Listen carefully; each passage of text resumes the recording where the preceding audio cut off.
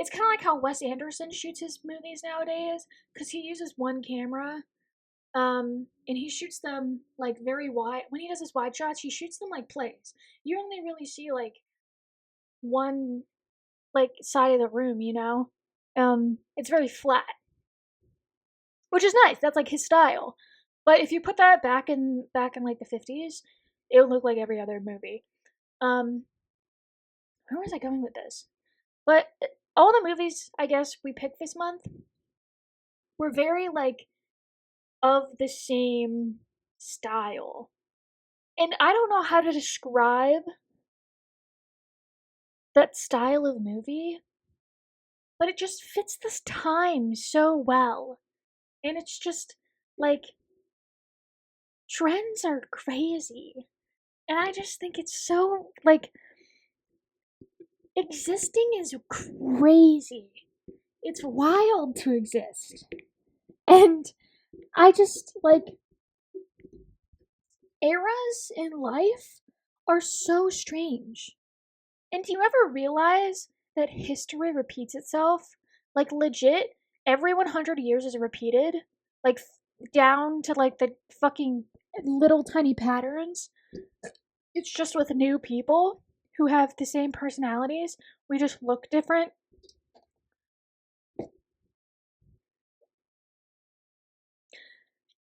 Do you want to What say are you anything? You haven't on said right anything in like now? 30 minutes. That's not um, true. It's been like 2. I've only been recording for 10. to what? 2 years? What? 10 minutes. I feel like it was that one. You know It's that been one moment in episode 12 of Telly Talk. There's this one moment where you don't talk for like What the fuck two did you just say to seconds, me? and I think you like literally died. What? What are you talking about? That's so funny. There's this there's this moment in episode 12 of Telly Talk where How do you you don't know it's talk for like episode literally 12? 5 seconds. Because it's my favorite episode and I rewatch it sometimes How do you because it's know? so funny and I love us. Um, Yeah, so this and one time in you don't episode talk for. I'm like 42, ranting you about coughed. something. you, you listen. If you ask me what episode we're on, like what the number of our newest episode is, I could not tell you for the life of me. I could not. But episode 12 is my favorite. Everyone should go watch it. It's one of our longest episodes. But I don't talk. I'm like ranting about something, and you don't talk for like 5 seconds, and then I go on. You like end up like talking to like one of your roommates or something. I go on this like legit like 8-minute rant into like a huge spiral where I'm like, "Are you alive? Are you alive?" And then I go into this like hallucinogenic storytelling, and I'm like describing us like walking through a desert and you passing out, and then I'm ending up having to carry us, but we're so dehydrated I can't carry you anymore, so I'm just dragging you along the desert. And then we see like a mirage, and we start crying, and then we start drinking our tears because we're so dehydrated. But the salt, it's distasteful. So we go to the mirage, and it's fake, and we're crying, and then I keep dragging you through the desert. Then we find a real mirage, a real oasis, and we start drinking of the water. And then you come back, and you're like, "What the fuck are you talking about?" And I'm like, "You're alive! You're alive!" That's like literally the funniest moment that I think I've ever done on the internet of myself. You can ask me in like 5 years, I think I'll still say that moment. Gotta test this So, out. do you want to say anything? Set Yeah, an I have a alarm for lot to five say years from actually. I now wanted to say that to I ask got me this strep throat like question. gonna go set a reminder. I do that sometimes if someone makes a joke like that. I actually set it in my phone reminders for like 2042, and it's just like there, and it's gonna come one day. That would be so funny So if you like, I got strep throat like if you took 7 joke. If times a year as a wait, I kid, like want to. every other month. Fuck, goat, Did you say goat? goat. Goat.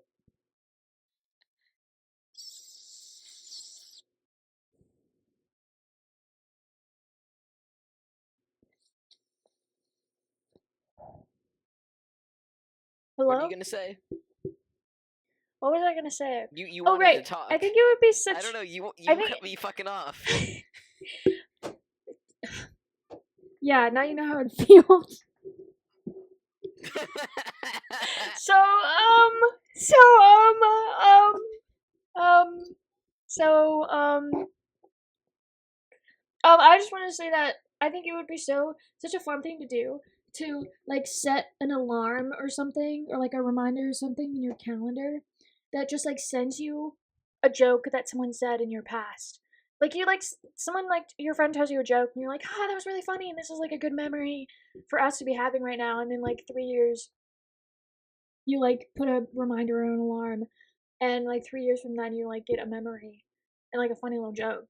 And like that's so cute. It's so sweet. I think I should start doing that. I'm setting a reminder 3 years from now of just it's gonna say uh it's gonna say Tyler and then quotes. I'm twiddling it between my fingers right now.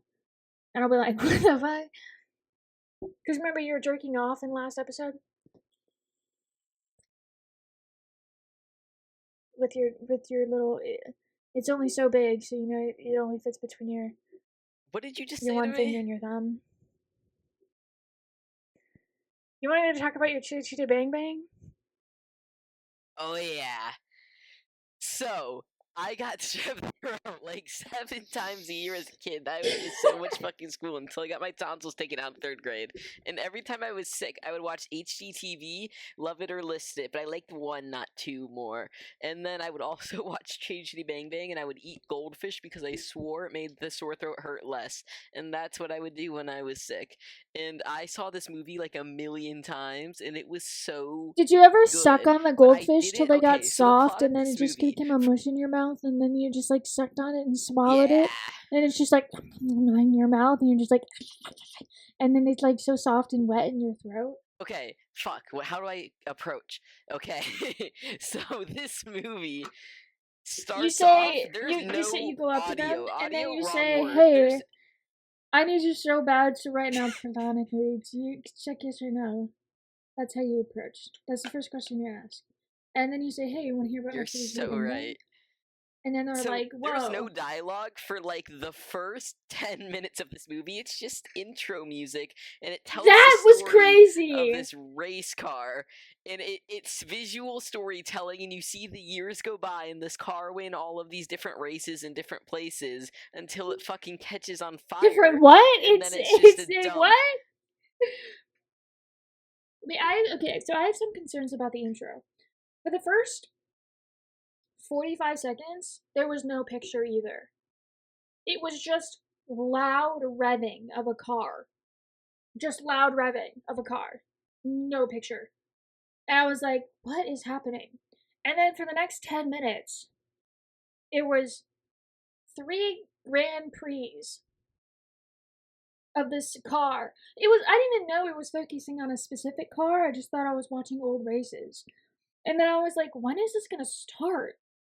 Because it was going on, and I honestly think that's what made me fall asleep. So I was like, is this a movie? Am I watching the right movie? And then that it ended up being useless to the story. Because you're like, you could have just shown like one race and then it crashed and ended up. But no, you had to go on for No, because 10 it's minutes telling. and be No, like, it's telling the story of how this is a really good racing car. Like it's won multiple but they races, you don't even know? turn it into a racing car. They turn it into a fucking transformer, a spy car that can Don't like worry about fly it. and be a boat. They don't even make it a racing. They don't even race with it. They don't drive fast with it. So like they could have skipped all that, and then they could have just been like, oh yeah, this guy, like the junk owner could have been the driver of the car. Be like, oh yeah, this was my baby back in the day. It won me so many Grand Prix. Here are all my awards, but now I crashed it, and it's now just a hunk of junk. They didn't need So that these 10 minute kids spiel find the with junk no car. dialogue. These okay, That was it's crazy. England. It was like watching the Everyone Passion of Joan of Arc. everyone's English. Everyone has a British fucking accent except Dick Van Dyke. Dick Van Dyke is like the main character, and his name is like That's also Karaticus, weird. which is funny because it has car in the name, Grammaticus. and he's American, But, like, How are they sometimes related he to the says car? British things. Like, he says British things like everyone else does, but in an American accent. And it gives the vibe that, like, he moved to England when he was, like, 12 and, like, kept his American accent but learned the culture or something like that. It's really funny to And watch why as an is his adult, even dad though I never British? questioned it as a kid. Right? Everyone is British but him. Also, why is his dad like a safari African hunter? His dad was in like the war, and he's fucking crazy now. That's what's going on with the dad, the World grandpa. War. He Okay, was in a I just war, want to say, and now he's crazy.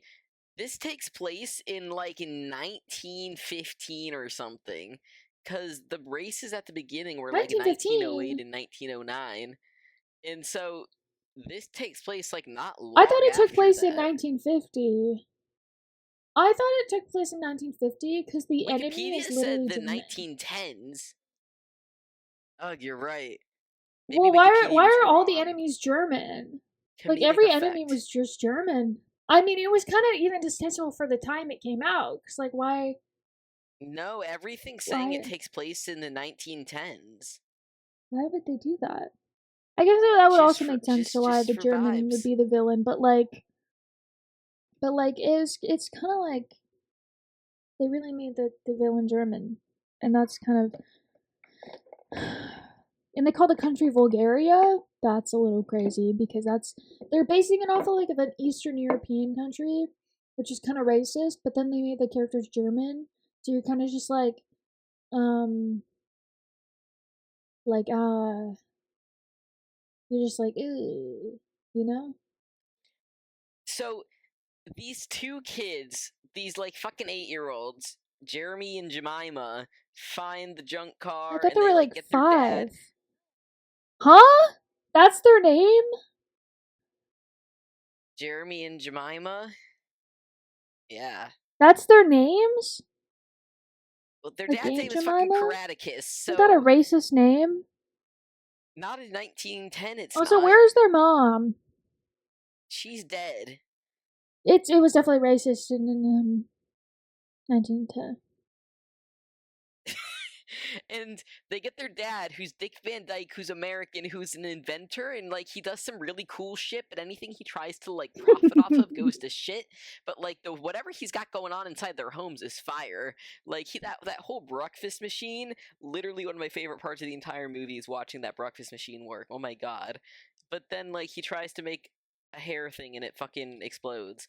And so he like raises money and he sings this song about an old bamboo, and he raises money to buy the car and he works on it and he turns it into fucking Gloria's car, and there he tried to make money by selling candy that whistled, but it didn't whistle on purpose, but it still fucking worked. And then he met Truly Scrumptious. Her name is Truly Scrumptious, did you catch that? And And I love that. Because she's a beautiful woman and she truly is truly scrumptious. she is a beautiful woman. Listen, I would do anything for Truly Scrumptious. My confusion was the woman at the beginning of the movie that almost runs the kids over the car. I thought she was a different woman from Truly Scrumptious because her hat makes her hair look like she has brown hair. And so when she got to the factory and they're like, it's Truly Scrumptious, I was like, okay, new lady. What happened to the first lady? I don't know. But then I realized it Yeah, was the that's same woman, and that's I was like, this isn't That's the real. same lady, and I love her development over the course of the movie. But here's what gets me. I'm gonna get to this, but half the movie is fake. But like that's where her development takes place. So it's kind of like, why did she have character development if it was fake? Like it wasn't really her. I'm getting there. So they get this car and they pick up Truly, who's like chill with them down. They have a cute little beach day, and then the dad that takes up the first hour of the movie. The first hour of the movie's introduction, and the second hour of the movie's fake. There is no movie. That's why this movie's glorious. The first hour is an introduction, and the second hour's fake. It's the dad tells a story, and Yeah. basically these pirates who are like kind of fake German country are trying to steal their car, and they're like firing at them, and the car turns into a boat. It's a transformer, and then drives away, and they drop off Truly Scrumptious, and she sings a song about how, like, oh my god, she's falling in love with this man. But it's like the dad's telling the story. Did the dad just be like, yeah, she was alone and sing a song about how she's in love with me? Like, why that doesn't make sense as a scene. And then the the Germans really want the car, and they like go get the inventor of this car, but they think it's the grandpa. They kidnap the grandpa, and then they pick up Truly, and they fly away. The car can fly now, and they fly to get the grandpa back. And my favorite part of the entire movie is the grandpa hanging from the outhouse from the ship, and he's singing his little song where he goes Posh, push, because all old musicals have to have a song where you spell something. It's fact check me. I'm right. And they kidnap the grandpa, and they stick him in a castle with a bunch of old inventors because they think the grandpa's the dad. And then they all go to this country to try and save the grandpa, but no kids are allowed because the king loves toys and you can't have children. And then the toy maker hides them, but then they get caught by the child snatcher, which is the most horrible Jewish caricature ever, and it's so problematic, and I do not condone it in any way, shape, or form. It felt problematic to me even as a child, and I didn't know why. Anyway, aside from the child snatcher being bad, he snatches the children, and then they gotta save the children by going into under the castle where they hide the rest of the children. And as a kid, I didn't pick up on the line where they say they hide the children there, and I thought it was like a dungeon where the king kept the illegal children, like they imprisoned the children. Like once the child snatcher got them, I thought they were all just kept in the bottom of the castle by the government, but no, the community hides them there. But it's like, why are they hiding the children under the castle? That feels like a bad place to hide them when it's like this is the headquarters. And they they release the children into the castle, and they pretend to be music box toys who are in love with each other, again developing their romantic relationship, but it's all fake. And then they get married at the end, but it's like all of their romantic development happened in a story that wasn't real. And then they rescue everyone, and they fly back home, and he's like, yay, great story. And the kids are like, did they get married? He's like, psh, no, she can never marry me because I'm poor. And she's like, you would call me a snob if I said that, but you can just fucking say that. And then it turns out that her dad, who runs the candy factory, turned his candy that whistles into dog treats, and he's rich now, so they can get married. And that doesn't really address the root of the problem, does it? That because like her entire point was like, yes, I want to marry you even though you're poor, and he's like, it's okay, I'm rich now. And like I didn't love that. But as a kid, I didn't understand how all this character development could possibly have happened in a made up story, so I just chose to interpret it like it all was real because it makes so much more sense that way, because it just flows and connects from the moment he starts telling the story. It's like they drive Truly Scrumptious home, and it's like it like all connects from that very moment with the spies and everything. So I just chose to believe that it all happened, and that makes the story make more sense actually. And it's an acid trip, and whenever I try to tell anyone about this, they don't believe me. They don't think it's a real movie because it sounds made up. But it's a real movie, and I love it with my whole entire heart. Yeah, so I have some critiques about this movie. Um, so I just wanna clarify that after the beach scene, he's telling a story. So everything before the beach scene is actually happening Yes. until they get back home. Until yeah, but they kind of go home in the Um, story, so you gotta remember that it's after they go home when the story's over. yeah, That's how it yeah, gets you. You think it's just a little story, you think it's just a pirate story, and then they go home, but really the entire thing's a story. But really that doesn't make sense character wise, so you just gotta believe the whole thing happened. yeah, Anything yeah. else?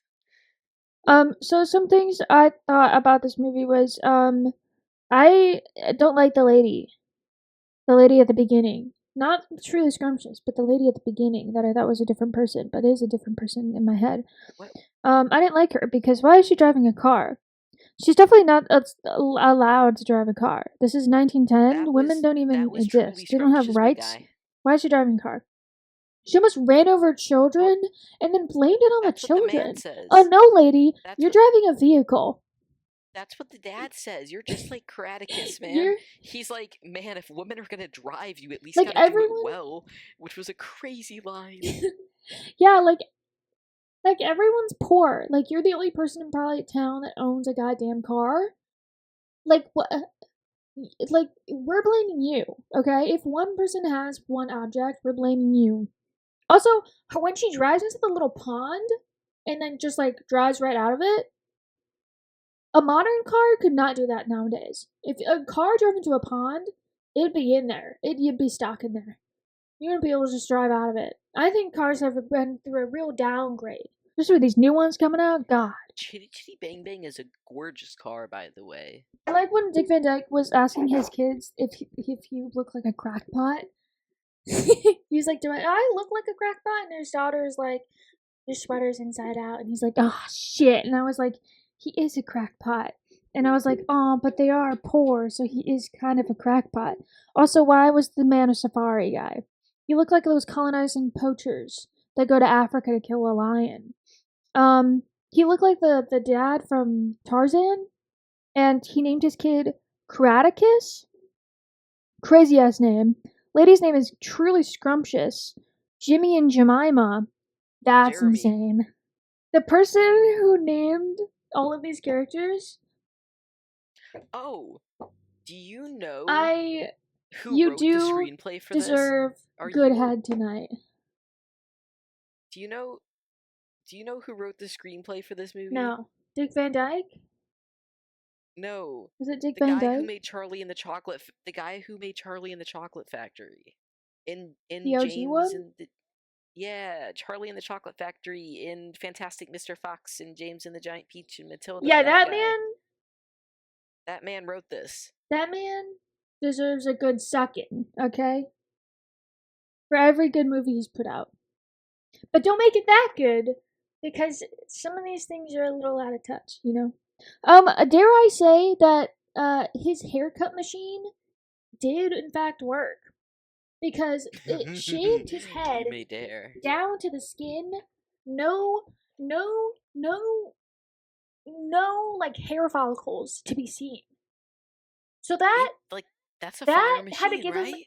the closest best shave anyone has Right? ever seen It's in a their good entire life. It just machine. missed a spot, okay? You didn't let it finish. You pulled it off too early. So obviously you're gonna look like an idiot because you got half a haircut. It was working, and then you got scared because it started tickling you. that you can't be The mad, okay? And then I love Okay, that when he was running away, he jumped on stage and then played the circus song. The circus song was my favorite song. the old That whole bamboo, performance, great. the old bamboo, that was a fire performance. This movie got mostly bad critical responses. It was like it uses the success of The Sound of Music and Mary Poppins to try and be good, but it's not. But but Oh, 100%, and 100%.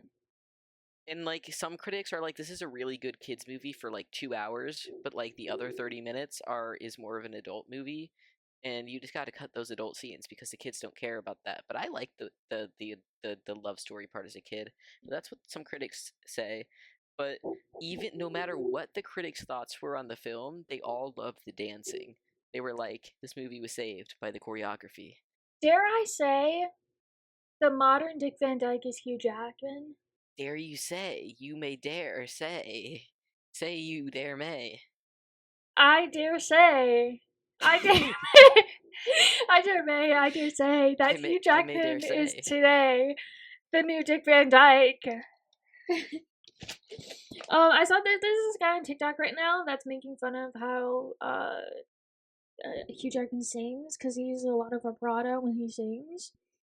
And unfortunately, he's right. It's not bad singing. He just uses it's just like his style of singing that makes it kind of funny when you realize that this is the only thing he does is just use a lot of vibrato. My three favorite parts of this movie or the breakfast machine at the beginning, the grandpa being taken away hanging from the outhouse, and then when they pretend to be Okay, Jack I in the have questions Boxes. about the outhouse. I love when they I have a pretend to be question about the toys because outhouse. I think I like disassociated from being a person as a kid because of my gender. And as a result of that, I like the idea of being an inanimate object. So I loved the part where they were toys. I have a question about the outhouse.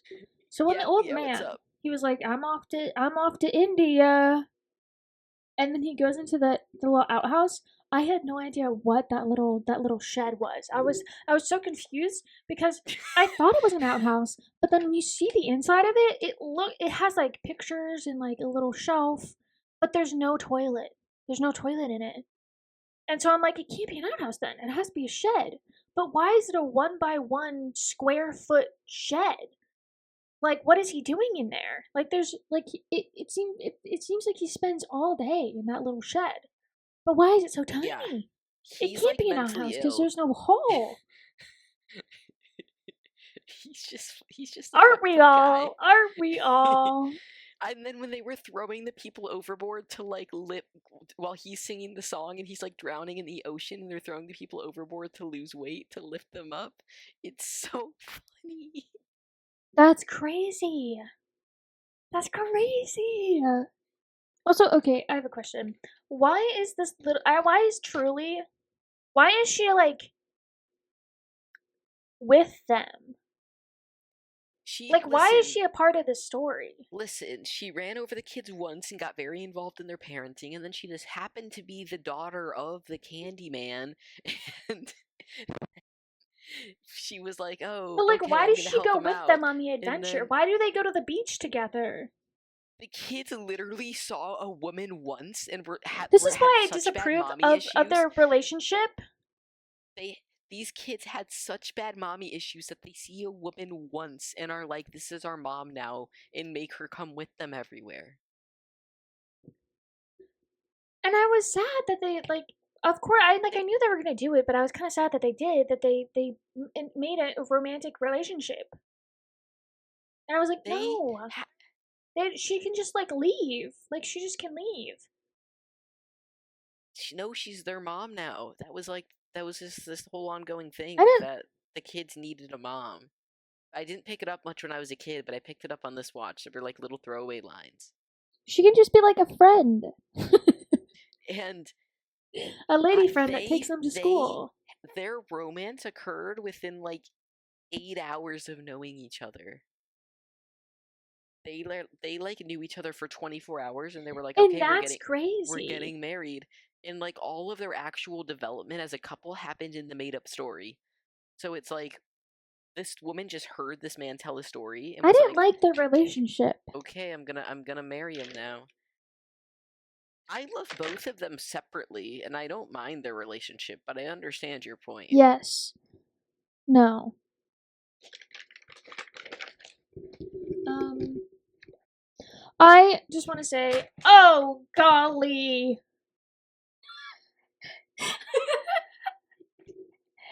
There are so many programs opening right now. Stop! Close them all. Okay, okay, sorry. What I wanted to say was I love the trope of the two stupid henchmen.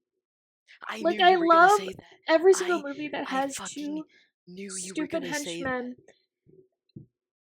And there's in every movie except for the Little Manhattan movie, we had two stupid henchmen. You had the two brothers from Pete's Dragon.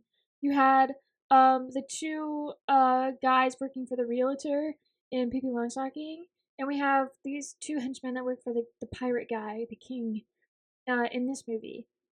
And I just think I love it so much. Like I think literally my favorite character trope ever.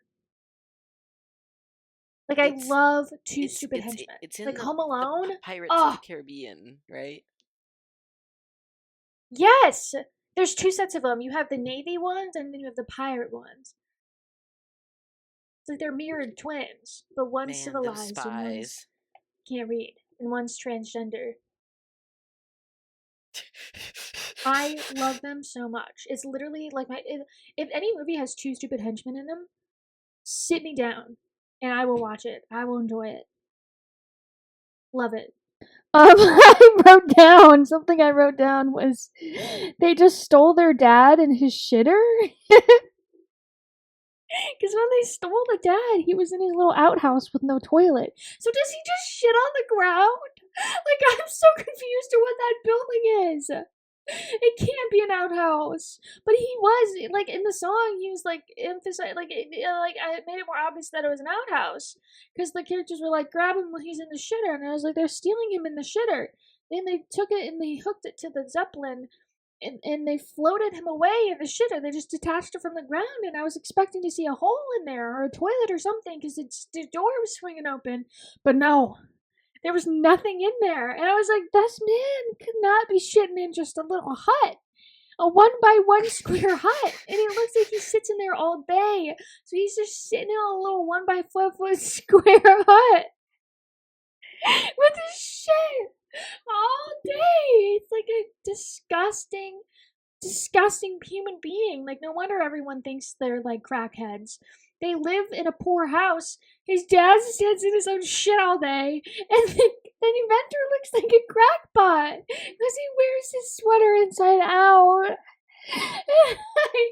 I just think it's crazy that they stole him and he was flying away in his fucking shit shed. Are you here with me? Because when you say that, thinking, I just think you're gone. No, I'm here. I'm here, my guy. I'm just listening to you talk about the shitter. Do you have any opinions on it? I think this is gonna be our best episode in a long time. I think we need to get high for our normal movie episodes because I'm over here like DVR, Little Manhattan, got it, and you're like, they hooked them up to the shitter. Over here, we're thinking about a shit shed.